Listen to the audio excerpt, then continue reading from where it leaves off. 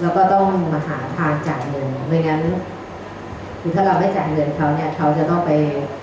ฟ้องต่างๆเพื่อที่จะเรียกในส่วนที่เป็นสิทธิ์นะคะที่เขาจะได้รับนะคะอันนี้ก็จะเป็นในภาพรวมนะคะของกระบวนการในการบริหารงานพัสดุนะคะอันนี้สิ่งที่เราจะมาพูดกันนะคะในส่วนแรกนะคะก็คือเป็นระเบียบสำนักนายกรัฐมนตรีนะคะว่าด้วยการพัสดุพศ 2535 และก็ที่แก้ไขเพิ่มเติมนะคะซึ่งตอนนี้ทางกรมบัญชีกลางนะคะก็กำลังที่จะดำเนินการแก้ไขปรับปรุงระเบียบฉบับนี้อยู่นะคะเพราะว่าระเบียบนี้ใช้มาตั้งแต่ปี 35 ตอนนั้นสมัยตั้งแต่อยู่สำนักนายกนะคะก่อนที่จะโอนมาให้กรมบัญชีกลางทำต่อนะคะก็ไม่ได้มีการปรับปรุงนะคะก็มีประเด็นเกี่ยวกับในเรื่องก็คือถ้าผู้ที่เขารับผิดชอบทางด้านพัสดุนะคะประเด็นที่ถูกร้องเรียนถูกท้วงติงอย่างมากๆนะคะก็คือเรื่องของวงเงินที่จะใช้ในการจัดหาต่างๆนะคะเพราะว่าวงเงินเริ่มต้นที่จะใช้ในการจัดหาเดี๋ยวเราจะมาดูนะคะว่าตกลงราคามันใช้แค่ไม่เกิน 100,000 ซึ่งตอนนี้ 100,000 เนี่ยมันค่อนข้างน้อยมากนะคะก็เลยตอนนี้ก็จะกำลังดำเนินการปรับปรุงระเบียบ 35 นี้อยู่นะคะแล้วก็พร้อมตอนนี้นโยบายของกรมบัญชีกลางก็จะมีการดำเนินการก็คือมีการทำเป็นพระราชบัญญัตินะคะเกี่ยวกับการจัดซื้อจัดจ้างนะคะเพื่อให้ทุกส่วนราชการเนี่ยได้ใช้พระราชบัญญัติฉบับนี้นะคะก็คือตอนนี้เนี่ยในเรื่องของระเบียบพัสดุนะคะเราจะใช้บังคับนะคะเกี่ยวกับการพัสดุที่ดำเนินการโดยส่วนราชการเท่านั้นนะคะซึ่งในภาคราชการของเราเนี่ยนอกจากส่วนราชการแล้วนะคะก็จะมีองค์กรปกครองส่วนท้องถิ่นรัฐวิสาหกิจนะคะองค์การมหาชนต่างๆนะคะที่จะใช้เงินงบประมาณส่วนหนึ่งในการดำเนินการจัดหาพัสดุนะซึ่งปัจจุบันระเบียบ 35 เนี่ยเราใช้เฉพาะส่วนราชการเท่านั้นนะคะตอนนี้ก็เลยมีการดำเนินการทำเป็นพระราชบัญญัติขึ้นมานะคะเพื่อที่จะให้ทุกส่วนราชการนะคะไม่ว่าจะเป็นราชการส่วนกลางส่วนภูมิภาคท้องถิ่นและวิสาหกิจองค์กรอิสระองค์การมหาชนอะไรต่างๆนะคะที่มีส่วนใช้เงินงบประมาณในการจัดหาเนี่ยได้ใช้พระราชบัญญัตินี้นะคะดังนั้นก็จะทุกส่วนราชการทุกหน่วยงานนะคะก็จะใช้วิธีการจัดหาที่ค่อนข้างที่จะเป็นแนวทางเดียวกันนะตอนนี้ก็ปัจจุบันนี้ก็จะคือทุกหน่วยงานก็จะมีวิธีการจัดหาเป็นของตัวเองนะคะถึงแม้ว่าจะเป็นราชการเองก็ตามนะคะเพราะว่าระเบียบ 35 เนี่ยเราจะใช้บังคับกับการจัดหาพัสดุนะคะที่เป็นเงินงบประมาณเงินกู้แล้วก็เงินช่วยเหลือเท่านั้นนะคะซึ่งตอนนี้เนี่ยส่วนราชการต่างๆนะคะก็จะมีอีกส่วนหนึ่งที่เป็นเงินนอกงบประมาณนะคะซึ่งถ้าเป็นเงินนอกงบประมาณหรือว่าเป็นเงินรายได้ของส่วนราชการเองเนี่ยก็ไม่ได้ใช้ระเบียบ 35 นะคะก็จะต้องมีการออกระเบียบข้อบังคับสำหรับการใช้เงินนอกงบประมาณของตัวเองนะคะซึ่งบางทีส่วนราชการเนี่ยก็ถ้ามีประเด็นปัญหานะคะวิธีการที่เขาไม่ติดขัดในเรื่องของการใช้จ่ายเงินนอกงบประมาณในเรื่องของการจัดหาพัสดุนะคะเขาก็จะมีหลายส่วนราชการนะคะที่จะมาหารือต่อกวพ.นะคะแต่ว่ากวพ.เนี่ยก็จะรับพิจารณาแต่เฉพาะส่วนราชการที่จัดหาพัสดุด้วยเงิน3ตัวนี้นะคะก็คือเงินงบประมาณเงินกู้แล้วก็เงินช่วยเหลือนะคะซึ่งบางทีส่วนราชการเองถ้ามีเงินหลายตัวนะคะส่วนราชการเองก็งงกับการใช้เงินของตัวเองอยู่เหมือนกันนะคะว่าถ้าเงินบางทีงานโครงการเดียวกันนะคะมีเงินหลายอย่างเข้ามาเกี่ยวข้องนะคะบางทีเรื่องงานก่อสร้างนะคะก็คือตัวอาคารเนี่ยใช้เงินงบประมาณแต่ในส่วนของเรื่องของการออกแบบนะคะจะใช้เงินนอกงบประมาณนะคะอันนี้วิธีการก็คือถ้าใช้เงินไหนก็ต้องใช้ระเบียบนั้นเป็นตัวดำเนินการนะคะและอย่างเช่นการออกแบบนะคะถ้าใช้เงินนอกงบประมาณนะคะก็ต้องไปดูวิธีการดำเนินการของเงินนอกงบประมาณที่เกี่ยวข้องกับการออกแบบนะคะว่าเขากำหนดไว้ว่าอย่างไรนะคะแต่ว่าถ้าในเรื่องของการก่อสร้างตัวอาคารที่ใช้เงินงบประมาณก็จะมาเข้าสู่ระเบียบนี้นะคะอันนี้ถ้าเป็นงานหนึ่งใช้เงินหลายประเภทก็ต้องดูแต่ละประเภทเงินด้วยนะคะว่าจะใช้แบบไหน นะคะถึงแม้ว่าจะอาจจะเป็นเงินนอกแล้วก็จะใช้ระเบียบ 35 โดยอนุโลมนะคะก็ถือว่าเป็นการอนุโลมใช้นะคะไม่ได้ใช้โดยระเบียบเองนะคะก็ถือว่าเป็นการที่ไม่ได้ใช้การจัดหาโดยระเบียบ 35 นะคะอันนี้ก็จะเป็นสิ่งที่ถ้าใช้เงินหลายประเภทอยู่ในงานเดียวกันนะคะก็จะต้องเปิดระเบียบให้ถูกนะคะว่าจะใช้เงินอะไรถ้าเป็นส่วนราชการทั่วไปส่วนใหญ่จะไม่ค่อยมีประเด็นในเรื่องของใช้เงินหลายประเภทนะคะส่วนใหญ่ที่จะเป็นประเด็นในเรื่องของการใช้เงินได้หลายประเภทเนี่ยก็จะมีของมหาวิทยาลัยนะคะซึ่งตอนนี้มหาวิทยาลัยเนี่ยเขาก็จะมีในส่วนทั้งเป็นเงินงบประมาณในส่วนของเป็นเงินรายได้นะคะที่เขาจะเอามาใช้ด้วยกันนะคะบางทีเงินงบประมาณไม่พอก็จะมีเงินรายได้เข้ามาสมทบอะไรต่างๆนะคะอันนี้ก็จะดูว่าแหล่งเงินที่ได้มาใช้เงินอะไรนะคะก็จะดูระเบียบที่เกี่ยวข้องกันไปนะคะทีนี้ถ้าในส่วนของระเบียบ 35 นะคะก็จะมาดูอำนาจในการดำเนินการตามระเบียบนะคะอันนี้ก็คืออำนาจดำเนินการในเรื่องของการจัดหานะคะไล่ตั้งแต่เรื่องของการให้ความเห็นชอบนะคะเกี่ยวกับเรื่องของการทำรายงานขอซื้อขอจ้างนะคะจนถึงการแต่งตั้งคณะกรรมการต่างๆนะคะจนถึงเรื่องของพอได้ผู้เสนอราคารายต่ำสุดแล้วแต่อันนี้เป็นกระบวนการที่อยู่ในส่วนของอำนาจของหัวหน้าส่วนราชการนะคะซึ่งหัวหน้าส่วนราชการนี้นะคะถ้าเป็นส่วนกลางเนี่ยก็จะไม่มีปัญหาก็คืออธิบดีหรือว่าหน่วยงานที่เรียกชื่ออย่างอื่นนะคะที่มีฐานะเทียบเท่าอธิบดีนะคะแต่ว่าในส่วนภูมิภาคเนี่ยก็จะเป็นผู้ว่าราชการจังหวัดนะคะเป็นถือว่าเป็นหัวหน้าส่วนราชการในระดับภูมิภาคนะคะก็มีอำนาจเหมือนอธิบดีทุกอย่างนะคะแล้วก็ในการมอบอำนาจนะคะก็คือในการมอบอำนาจตามระเบียบพัสดุเนี่ยก็จะต่างจากเรื่องของการมอบอำนาจตามพรบระเบียบบริหารราชการแผ่นดินนะคะเพราะว่าถ้าเป็นระเบียบบริหารราชการแผ่นดินเนี่ยส่วนใหญ่จะมอบตามลำดับการบังคับบัญชานะคะก็คืออย่างเช่นอธิบดีก็จะมอบให้รองนะคะมาเป็นลำดับแต่ว่าถ้าเป็นระเบียบพัสดุนะคะไม่จำเป็นต้องมอบตามลำดับการบังคับบัญชาอธิบดีอาจจะมอบให้ผู้อำนวยการสำนักก็ได้หรือว่าถ้าอย่างกรมชลประทานอาจจะไปมอบให้หัวหน้าโครงการต่างๆนะคะก็สามารถมอบได้นะคะก็ดูว่าแต่ละ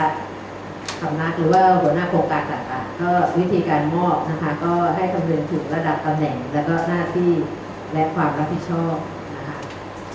อันนี้ในเรื่องของการมอบหน้าตามระเบียบพัสดุนะคะระเบียบพัสดุมันจะมีหลายขั้นตอนในการทำซึ่งเป็นอำนาจของหัวหน้าส่วนราชการนะคะเริ่มตั้งแต่ในเรื่องของการจัดหาเรื่องของการทำรายงานขอซื้อขอจ้างการแต่งตั้งกรรมการต่างๆอันนี้จะไม่มีปัญหาแต่พอมาถึงการดำเนินการตามสัญญานะคะก็จะต้องดูว่าหัวหน้าส่วนราชการเนี่ยอยากจะมอบอำนาจไปถึงไหนนะคะอาจจะถึงแค่การทำสัญญาตามปกติแต่ว่าถ้าในเรื่องของการแก้ไขเปลี่ยนแปลงสัญญาหรือว่าการที่จะพิจารณายกเลิกสัญญาเนี่ยอาจจะไม่มอบก็ได้นะคะเพราะว่าอาจจะอยากจะดูเองว่ามีเหตุอะไรถึงจะต้องมีการแก้ไขเปลี่ยนแปลงสัญญาหรือว่ามีเหตุอะไรที่จะต้องมีการยกเลิกสัญญานะคะกรณีแบบนี้นะคะก็คือเรื่องของการมอบอำนาจจะมอบเรื่องอะไรนะคะต้องตามระเบียบพัสดุเนี่ยต้องกำหนดให้ชัดนะคะเพราะบางทีการที่ไม่กำหนดให้ชัดแล้วเนี่ยพอไปถึงช่วงเวลานั้นจริงเนี่ยก็จะไม่รู้ว่าตรงนี้ตกลงว่าเป็นอำนาจของใครนะคะในเรื่องอำนาจในการดำเนินการเดี๋ยวมันจะมามีส่วนเกี่ยวข้องกับอีกอำนาจหนึ่งก็คืออำนาจในการสั่งซื้อสั่งจ้างนะคะซึ่งอำนาจในการสั่งซื้อสั่งจ้างอันนี้ก็จะทำเป็นสเต็ปนะคะก็คือตามวงเงินนะคะว่าวงเงินเท่าไหร่ถึงจะเป็นอำนาจของหัวหน้าส่วนราชการถ้านอกเหนือจากนั้นเป็นอำนาจของปลัดกระทรวงแล้วก็ถ้ามากกว่านั้นเป็นอำนาจของรัฐมนตรีนะคะอันนี้จะเป็นเรื่องของอำนาจในการสั่งซื้อสั่งจ้างซึ่งถ้าหัวหน้าส่วนราชการจะมอบอำนาจนะคะต้องบอกไปด้วยว่าจะมอบในส่วนของอำนาจในการดำเนินการในฐานะหัวหน้าส่วนราชการหรือว่าจะมอบไปพร้อมอำนาจในการสั่งซื้อสั่งจ้างที่เป็นอำนาจของตัวเองนะคะซึ่งบางทีคนรับมอบอำนาจก็เพลินแล้วก็เคยมีหลายหน่วยงานนะคะก็คือเพลินกับการใช้อำนาจ นะคะคิดว่าหัวหน้าส่วนราชการมอบแล้วมอบหมดทุกอย่างนะคะแต่ปรากฏว่าในเรื่องของการสั่งซื้อสัญจ้างเนี่ยหัวหน้าส่วนราชการท่านจะคัดคือเก็บวงเงินไว้บางส่วนนะคะอย่างเช่นถ้ามีอำนาจ50 ล้านเนี่ยท่านไม่มอบถึง50 ล้านท่านอาจจะมอบแค่วงเงินไม่เกิน20 ล้านนะคะถ้าส่วนที่เหลือนอกนั้นเกิน20 ล้านเนี่ยก็จะต้องกลับมาเสนอหัวหน้าส่วนราชการนะคะอย่างนี้เป็นต้นนะคะกรณีแบบนี้ในเรื่องการมอบอำนาจเนี่ยก็จะต้องดูด้วยนะคะแล้วก็ถ้าดำเนินการไปโดยที่ไม่ได้มีอำนาจเนี่ยมันก็จะมีผลนะคะทำให้การจัดหาครั้งนั้นเนี่ยมันไม่สามารถที่จะทำต่อไปได้ เพราะว่าเป็นการอนุมัติสั่งซื้อสัญจ้างจากผู้ที่ไม่มีอำนาจต่างๆนะคะอันนี้ก็จะเป็นประเด็นในเรื่องของการมอบอำนาจนะคะอันนี้ในเรื่องของการมอบอำนาจต่อนะคะโดยปกติแล้วนะคะก็คือถ้าเป็นการมอบอำนาจในระดับอธิบดีนะคะก็มอบให้ใครแล้วเนี่ยจะมอบต่อไม่ได้นะคะก็แต่ว่ายกเว้นในเรื่องของผู้ว่าราชการนะคะก็ถ้าผู้ว่าราชการที่ได้รับมอบมาที่ไม่ใช่ในฐานะหัวหน้าคือไม่ได้มีอำนาจในฐานะหัวหน้าส่วนราชการนะคะอาจจะมีบางส่วนที่ได้รับมอบมาจากส่วนกลางอาจจะเป็นอำนาจของปลัดอะไรต่างๆอันนี้ก็คือถ้าเป็นผู้ว่าเนี่ยคือผู้ว่าเนี่ยก็สามารถที่จะมอบต่อได้นะคะอันนี้ก็ต้องดูว่ามอบแล้วเนี่ยอาจจะมอบให้ซึ่งส่วนใหญ่ผู้ว่าท่านก็จะมอบให้กับหัวหน้าส่วนราชการประจำจังหวัดนะคะอันนี้หัวหน้าส่วนราชการจังหวัดก็จะทำแล้วก็เท่าที่เคยเจอนะคะก็คือสิ่งที่ผู้ว่าเนี่ยท่านจะมอบหน้านะคะก็คือวิธีการจัดหาอาจจะเต็มตามวงเงินที่ท่านมีแต่ว่าท่านเท่าที่เจอนะคะท่านจะเก็บเรื่องของการจัดหาโดยวิธีพิเศษไว้นะคะคือการจัดหาโดยวิธีพิเศษเนี่ยที่ส่วนราชการเนี่ยจะใช้วิธีนี้ต้องมาเสนอผู้ว่าราชการจังหวัดนะคะเพราะว่าเรื่องของการจัดหาโดยวิธีพิเศษเนี่ยจะเป็นการดำเนินการที่จะต้องมีเงื่อนไขต่างๆนะคะแล้วก็การจัดหาโดยวิธีพิเศษเนี่ยก็จะเป็นที่เพ่งเล็งของหน่วยตรวจสอบนะคะส่วนใหญ่แล้วเนี่ยการจัดหาโดยวิธีพิเศษเนี่ยมันไม่ได้ผ่านการแข่งขันกันนะคะแล้วก็ส่วนใหญ่ที่เจอมันก็จะเป็นเรื่องของการเลือกผู้ประกอบการนะคะที่อาจจะเข้าข่ายเอื้อประโยชน์นะคะหรือว่าอาจจะได้ผู้ประกอบการแล้วก็คือมีการจ่ายเงินที่แพงกว่าความเป็นจริงนะคะซึ่งประเด็นนี้ผู้ว่าราชการจังหวัดท่านจะไม่มอบอำนาจให้หัวหน้าส่วนราชการไปทำนะคะแล้วก็ผู้ว่าราชการจังหวัดท่านก็ไม่ชอบใช้ดุลพินิจนะคะที่จะเลือกดำเนินการจัดหาโดยวิธีพิเศษนะคะเดี๋ยวเราจะมาดูในรายละเอียดว่าวิธีพิเศษมันมีอะไรนะคะซึ่งผู้ว่าราชการจังหวัดเนี่ยท่านจะไม่ค่อยอยากใช้นะคะอันนี้ก็จะเป็นในเรื่องของการมอบอำนาจนะคะอันนี้มาดูในเรื่องของอำนาจในการสั่งซื้อสั่งจ้างนะคะกรณีแบบก็คืออันนี้เป็นการซื้อจ้างทั่วไปนะคะก็ถ้าเป็นสอบประกวดนะคะก็หัวหน้าส่วนราชการก็คือไม่เกิน50 ล้านนะคะแล้วก็ปลัดกระทรวงเนี่ยก็คือส่วนที่เกิน50แต่ไม่เกิน100 ล้านนะคะรัฐมนตรีเจ้าสังกัดก็คือส่วนที่เกิน100 ล้านขึ้นไปนะคะซึ่งวงเงินในการอนุมัติสั่งซื้อสั่งจ้างนะคะเดี๋ยวระเบียบที่เราจะแก้ไขเราก็จะแก้ไขในเรื่องของวงเงินนี้ด้วยนะคะเพราะว่าตอนนี้50 ล้านเนี่ยมันจะค่อนข้างน้อยนะคะก็คิดว่าเบื้องต้นนะคะอาจจะไปที่250 ล้านนะคะที่จะเป็นอำนาจของหัวหน้าส่วนราชการทำนะคะก็ปลัดก็อาจจะส่วนที่เกิน250 ล้านถึง500 ล้านนะคะให้รัฐมนตรีรับผิดชอบในส่วนที่เกิน500 ล้านเป็นต้นคิดว่านะคะลักษณะของสิ่งที่จะแก้ไขเนี่ยวงเงินเนี่ยน่าจะเป็นประมาณนี้นะคะแล้วก็วิธีพิเศษวิธีกรณีพิเศษก็วิธีพิเศษเนี่ยก็จะจำนวนเงินเนี่ยก็จะลดลงมานะคะเพราะว่าเป็นการเลือกใช้วิธีพิเศษนี้เป็นการทำโดยมีเงื่อนไขนะคะกับวิธีกรณีพิเศษเนี่ยมันจะมีข้อจำกัดในการเลือกใช้วิธีกรณีพิเศษนะคะอันนี้ก็จะเป็นในเรื่องของอำนาจในการสั่งซื้อสั่งจ้างนะคะทีนี้มาดูผู้ที่เกี่ยวข้องนะคะในการจัดหาพัสดุนะคะก็ในส่วนนี้นะคะในที่นี้ถึงแม้ว่าท่านอาจจะไม่ได้ทำหน้าที่พัสดุนะคะแต่ว่า ในงานราชการโอกาสที่จะได้เจอแน่ๆก็คือในการเป็นกรรมการในชุดต่างๆนะคะซึ่งมันก็จะมีการเวียนกันไปนะคะในครั้งหนึ่งของชีวิตเนี่ยก็ทุกท่านต้องมีโอกาสที่จะได้รับคำสั่งให้มาเป็นคณะกรรมการนะคะอันนี้ก็ในส่วนเดี๋ยวเราจะดูในส่วนแรกนะคะในส่วนที่เกี่ยวข้องกับการจัดหาอันนี้คือเจ้าหน้าที่ที่เกี่ยวข้องทั้งหมดนะคะก็เริ่มตั้งแต่เจ้าหน้าที่พัสดุนะคะคือเจ้าหน้าที่พัสดุเนี่ยตอนนี้โดยตำแหน่งเนี่ยถ้าทางภาคราชการนะคะโดยเฉพาะอย่างยิ่งในส่วนภูมิภาคโอกาสที่จะมีเจ้าหน้าที่พัสดุโดยตำแหน่งเนี่ยจะค่อนข้างยากนะคะยกเว้นส่วนกลางหรือว่าหน่วยงานที่ส่วนภูมิภาคที่เป็นหน่วยงานที่ใหญ่ๆนะคะที่มีโครงสร้างอัตรากำลังค่อนข้างเยอะเนี่ยอาจจะมีเจ้าหน้าที่พัสดุโดยตำแหน่งแต่ว่าตอนนี้เท่าที่เจอถ้าภูมิภาคเนี่ยน้อยมากที่จะมีเจ้าหน้าที่พัสดุโดยตำแหน่งนะคะก็ถ้าไม่มีโดยตำแหน่งก็จะมีการโดยการแต่งตั้งนะคะซึ่งเจ้าหน้าที่พัสดุเนี่ยก็สามารถที่จะแต่งตั้งข้าราชการลูกจ้างชั่วคราวพนักงานราชการพนักงานของรัฐต่างๆทำหน้าที่เป็นเจ้าหน้าที่พัสดุได้นะคะแต่ว่าอีกตำแหน่งหนึ่งก็คือตำแหน่งหัวหน้าเจ้าหน้าที่พัสดุนะคะก็ตรงนี้เนี่ยนอกจากว่าจะมีโดยตำแหน่งแล้วถ้าเป็นการแต่งตั้งนะคะตอนนี้ก็เป็นได้แต่เฉพาะข้าราชการเท่านั้นนะคะกับอีกตำแหน่งหนึ่งเนี่ยก็อาจจะเป็นในเรื่องของพนักงานมหาวิทยาลัยนะคะซึ่งตอนนี้มหาวิทยาลัยส่วนใหญ่เขาจะไม่มีตำแหน่งข้าราชการแล้วนะคะก็จะอนุญาตให้หัวหน้าเจ้าหน้าที่พัสดุเนี่ยสามารถแต่งตั้งจากพนักงานมหาวิทยาลัยได้แต่ว่าการแต่งตั้งจากพนักงานมหาวิทยาลัยเนี่ยนะคะต้องปรากฏว่าในมหาวิทยาลัยนั้นนะคะไม่มีข้าราชการที่จะสามารถแต่งตั้งให้เป็นหัวหน้าเจ้าหน้าที่พัสดุได้นะคะ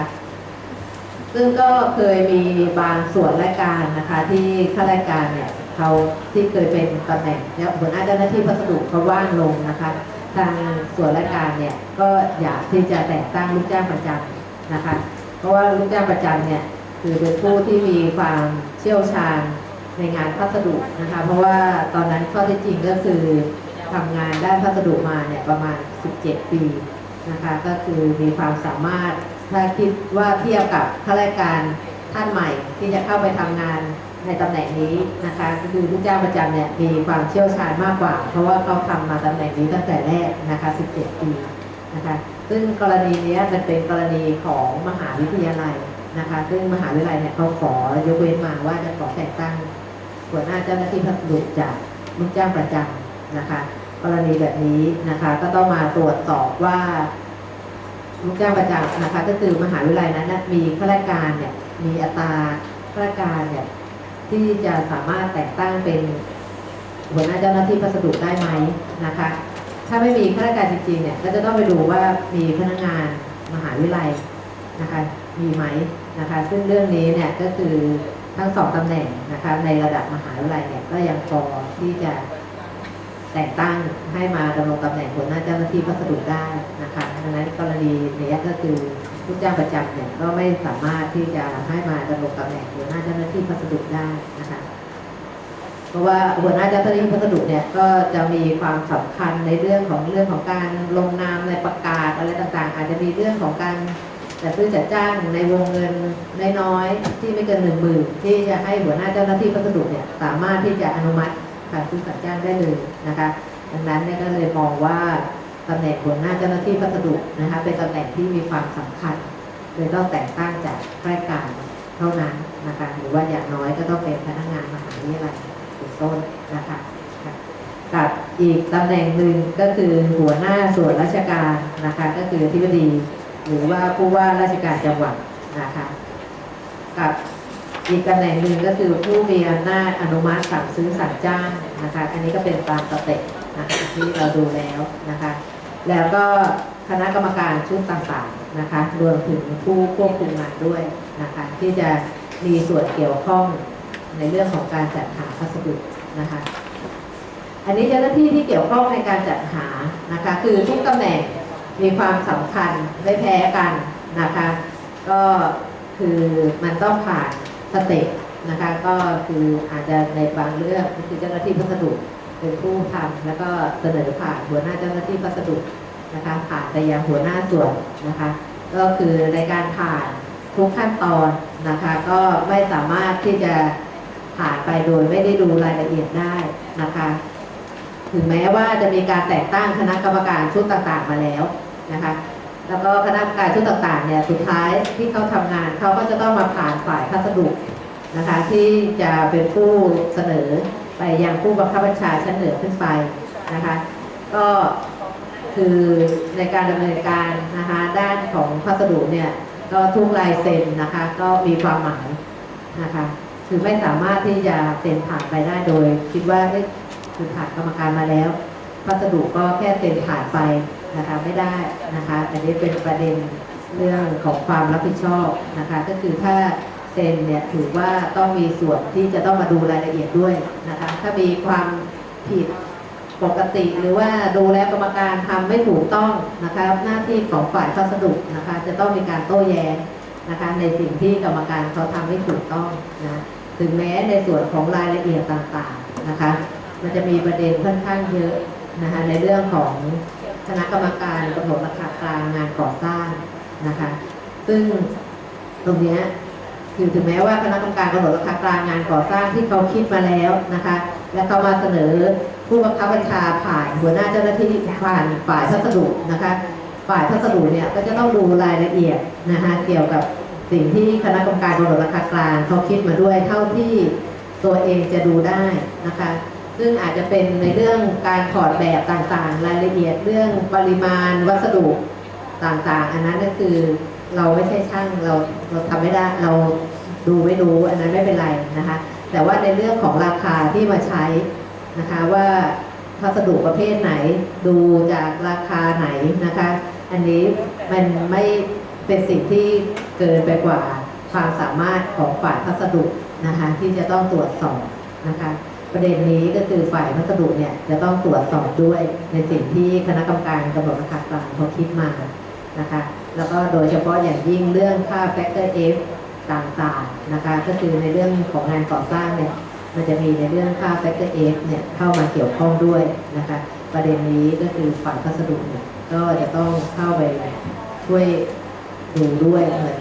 เป็นการกรองงานอีกชั้นหนึ่งจากคณะกรรมการมาแล้วนะคะในฐานะที่เราต้องเซ็นผ่านงานเรื่องนี้ไปยังผู้บังคับบัญชาคือไปยังหัวหน้าส่วนราชการต่างๆนะคะนี่ก็คือทุกตำแหน่งนะคะในการดำเนินการในกระบวนการในการจัดหาพัสดุเนี่ยถือว่ามีความสำคัญเท่ากันนะคะอันนี้มันจะตรงนี้จะข้ามในการทำหน้าที่ของคณะกรรมการทุกต่างๆซึ่งคณะกรรมการทุกต่างๆนะคะก็จะไล่ตั้งแต่คณะกรรมการสอบเปิดซองสอบราคา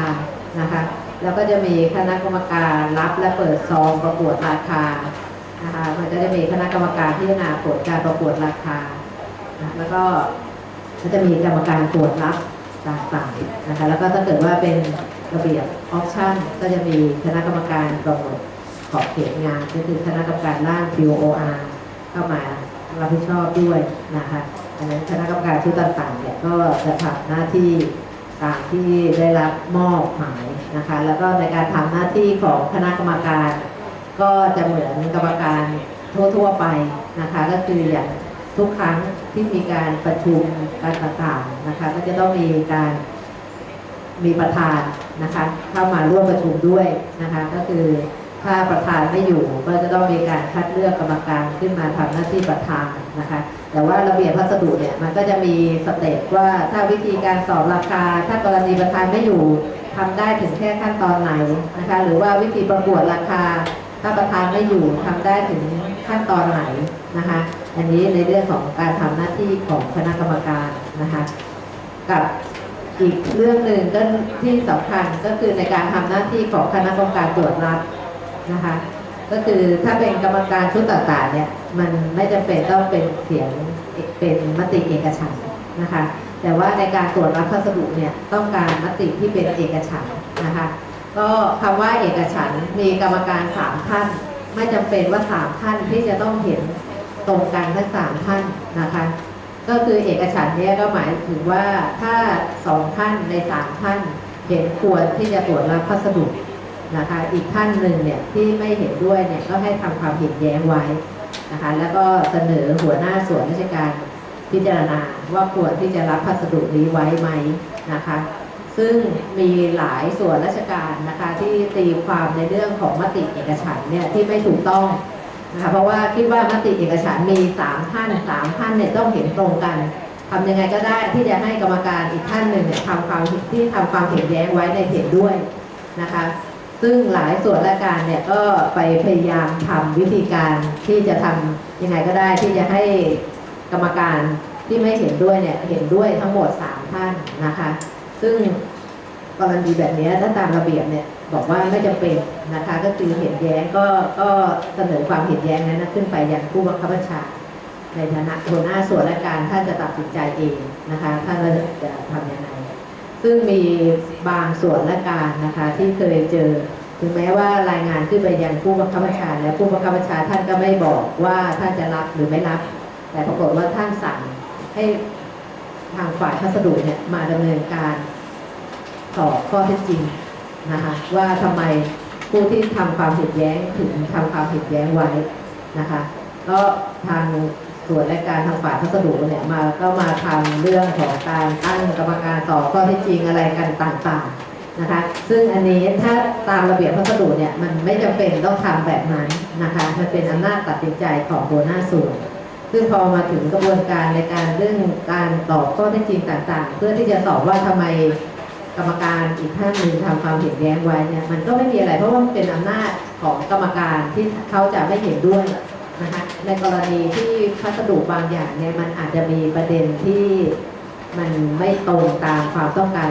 100% ต่างๆนะคะซึ่งกรณีแบบนี้บางทีในการที่เรากำหนดคุณสมบัติของนะคะบางทีเรากำหนดไม่ละเอียดมันก็จะมีในเรื่องของการโต้แย้งกันนะคะว่าพิจารณาแบบนี้ถึงจะได้ถ้าพิจารณาแบบนี้ไม่ได้ต่างๆบางทีถ้าในเรื่องของการกำหนดความต้องการนะคะถ้ากำหนดไว้ไม่ละเอียดเนี่ยมันก็จะมาสู่ข้อโต้แย้งนะคะในเรื่องของตั้งแต่เรื่องของการพิจารณาคุณสมบัติต่างๆจนมาถึงชั้นของการตรวจรับพัสดุนะคะอันนี้เดี๋ยวเราจะมาดูว่าทำยังไงเราถึงจะเขียนกำหนดคุณสมบัติต่างๆให้ดูแล้วไม่เกิดข้อโต้แย้งนะคะเพื่อที่จะให้ผู้ที่เขาทำงานต่อมาเนี่ยทำงานง่ายขึ้นนะคะอันนี้ก็จะเป็น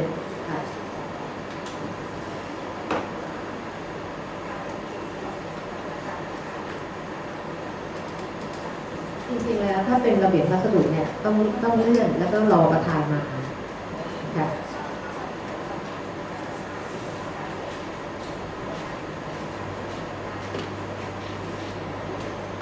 คือจริงๆแล้วการตรวจรับเนี่ยควรที่จะมีกรรมการครบค่ะก็คือถ้าไปรายการเนี่ยมันก็สามารถที่ถ้าไม่ได้ไปนานมากนะคะก็น่าจะรอให้กรรมการมาครบแล้วก็ตรวจพร้อมกันนะคะ